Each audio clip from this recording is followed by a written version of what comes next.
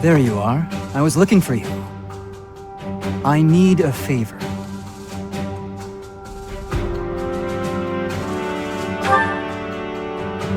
Yes, it's an unusual favor. My father sent a messenger. He wants me to return to Fraldarius territory. Rodriga Shiel Fraldarius, the highest-ranking member of the Fargus nobility. I believe you've met him, so I heard. But about the favor. You're familiar with the tragedy of Dusker, I presume? After the king's death, public order disintegrated. Bandits continue to raid villages across the kingdom, including those within Fraldarius territory. My father says he needs my help driving the bandits away. Precisely. Good guess. Perhaps I shouldn't pull you into this. It stems from my family's failure to secure the region. But honestly, I want to see you in action. I never tire of watching you fight. And it'll be much more interesting for you than the training ground. Or maybe this task, driving off bandits, seems dull to a former mercenary? Excellent. While I'm at it, I have a second favor to ask of you. Could you recruit more fighters? I bet there will be willing volunteers if you're the one inviting them. I'll set off on my own and meet up with you there.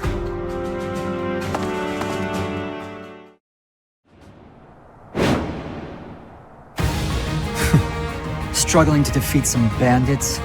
What a pathetic old man my father is. Some villagers are trapped. Let's help them escape. Felix, my son, you finally brought reinforcements.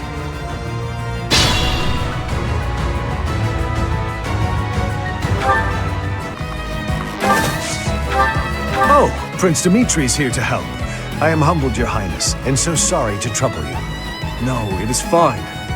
As a man of royal birth, this is the obvious course. However, it does not exactly seem like they are remnants of Miklon's faction. Indeed. Nothing but common bandits, and yet, ruffians like that have recently surged in number. I am aware. For now, let us focus on saving the villagers. So it's you, from the Officers' Academy. Thank you for taking such good care of my son. It pains me to trouble you, but I humbly request your assistance in helping to secure the villagers' safe escape. Pathetic. Struggling to defeat some ragtag bandits. Felix, you may know this already, but no matter how many you kill, more always appear. Anywhere in the kingdom these days, you can see the same kind of scenes. His Majesty, the late king, would despair to see it. A dead man doesn't despair. Besides, let's focus on the living.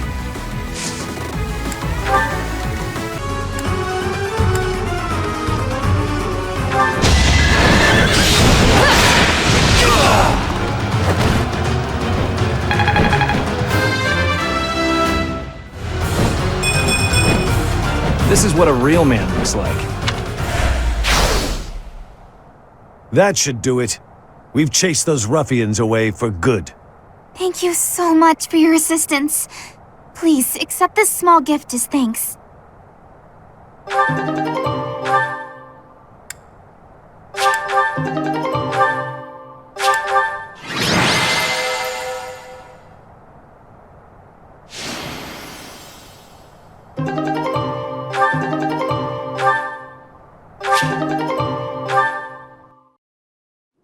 We are grateful for your help. I doubt those bandits will stop anytime soon, but at least this village is safe. This village was important to the late king. If we hadn't saved it, I wouldn't have been able to face His Majesty. How foolish. Pardon? We were protecting your subjects, not your ego. I don't give a damn as to whether you can bring yourself to face a dead king.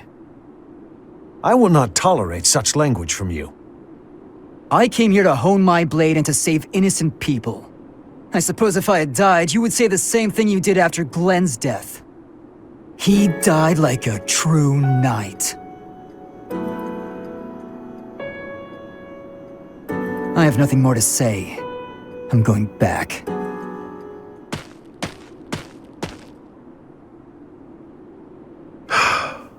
I'm sorry you had to see that.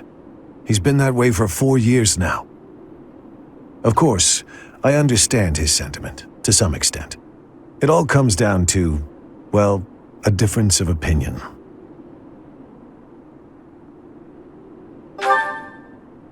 So that's how you feel about it.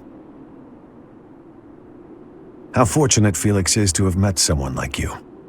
There's nothing as heartening as having someone around who really understands you.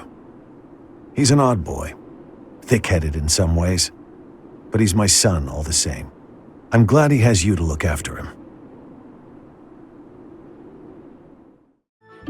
Aha, Lysithea. It's wrong to tease, yet I can hardly help myself. I know a secret. Your secret, in fact. I think you mean a baseless rumor. Why are you wasting your time? And mine, for that matter. Well, it's a secret that could completely overturn what is considered common knowledge in crest research. Shut your mouth! Just... Let's go talk somewhere other than here.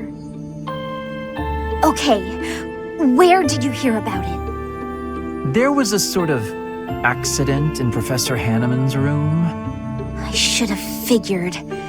You haven't told anyone, have you? Of course not.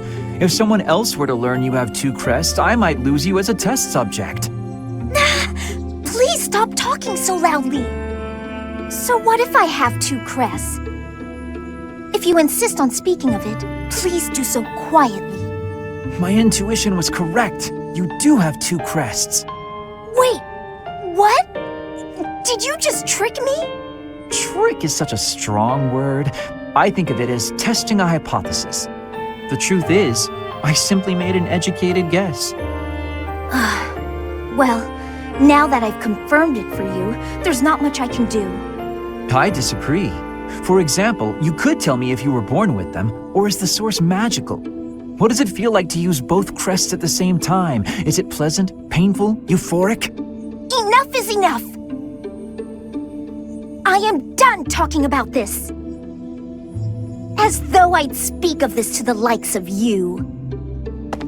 I understand her desire for privacy, but to refuse my request for knowledge? It's rude.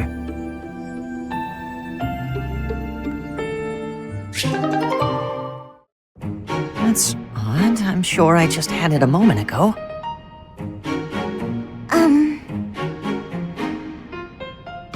Ghost! Actually... Goddess, protect me! Huh? Ash? Does this key belong to you? I found it by the door. Marianne! I'm so sorry. Yes, that's mine. Thank you so much. You're welcome. And my apologies for scaring you. No, I'm the one who should be sorry. Kind of ridiculous, mistaking a friend for a ghost. No, that's okay. I guess I do look like one. No, of course you don't. It's just, in the dark, with your head down like that, and with your hair covering your eyes, Does that make me look scary? No, please stop. I'm sorry that I look so ghastly. Why not just lift your head up a little? Up? You mean like this? Yes, that's so much better. With some light on your face, you don't look scary at all. That's great. You look completely normal now. Actually, you're pretty cute. What did you say? Nothing. Just keep your head up and smile. I promise you'll never be mistaken for a ghost again. Keep my head up and smile? I'm sorry, but I don't think I can. What? Hey, wait! Was it something I said?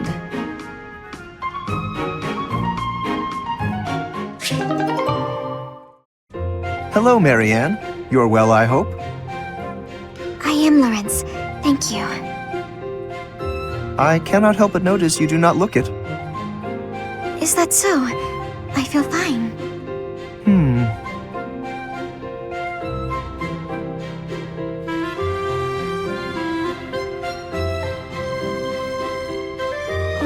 Was there something you needed? How unseemly of me. My apologies. It is not my intention to stare. Does something about me seem off? Oh, not at all. I was just remembering your father, or rather, comparing my experience of him to you. Your father, Margrave Edmund.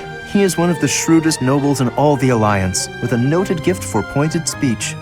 On and beyond the battlefield, his words have the power to move friend and foe alike. My own father has said he would not want to make an enemy of him. Naturally, I am of the same mind.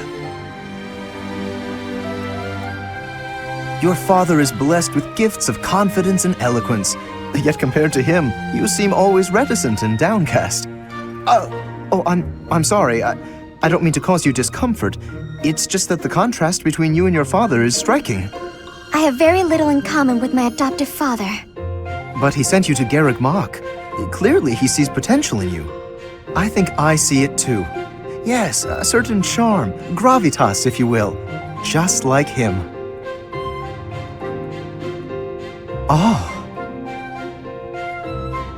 I can't say that I know too much about him. I should be going now. Yes, of course. Please, take care. Oh, such grace, such serenity. How could such a beauty be hiding in plain sight? With a little polish, she would shine magnificently.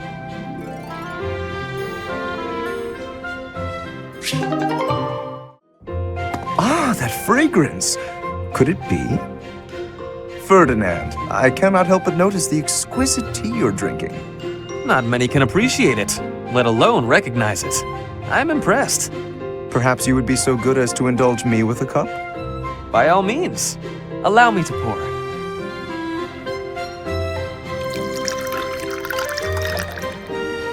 Ah, what a delightful aroma. When I close my eyes, I feel as though I've wandered into a rose garden. Such a precise, poetic description. But please, drink up. No need to stand on ceremony. How gracious of you. Very well. Flavor, fragrance, and hue, all in fine harmony. This is a most superior brew. And in a market saturated by pale imitation, no less. You did well to acquire such fine fare. You are clearly quite passionate about tea. And more than just passionate. You know what it takes to brew a fine cup. To say nothing of your flawless etiquette and sterling attentiveness. Certainly, proper etiquette at tea time is one of the surest hallmarks of quality breeding. And the extent of one's attentiveness is quite often indicative of the depth of one's character. The ability of a person of fine stock to exhibit a rich quality of character is precisely what determines whether one is worthy to be called noble. And all of that can be seen in how one handles such a simple thing as a cup of tea. Ah, marvelously put, Lawrence. I can tell you have given much thought to this subject. And if I may, I have always considered you to be the very model of noble comportment. Likewise, this has certainly been an extraordinarily meaningful cup of tea. I wholeheartedly concur. Before we part ways, I would like to offer you some of these leaves. Truly? Well, I'm flattered, but I cannot simply accept them without offering something in exchange. You simply must allow me to host you in turn, by way of recompense. We shall drink from House Gloucester's finest teacups and enjoy the loveliest of its cakes. That sounds exquisite. I look forward to it.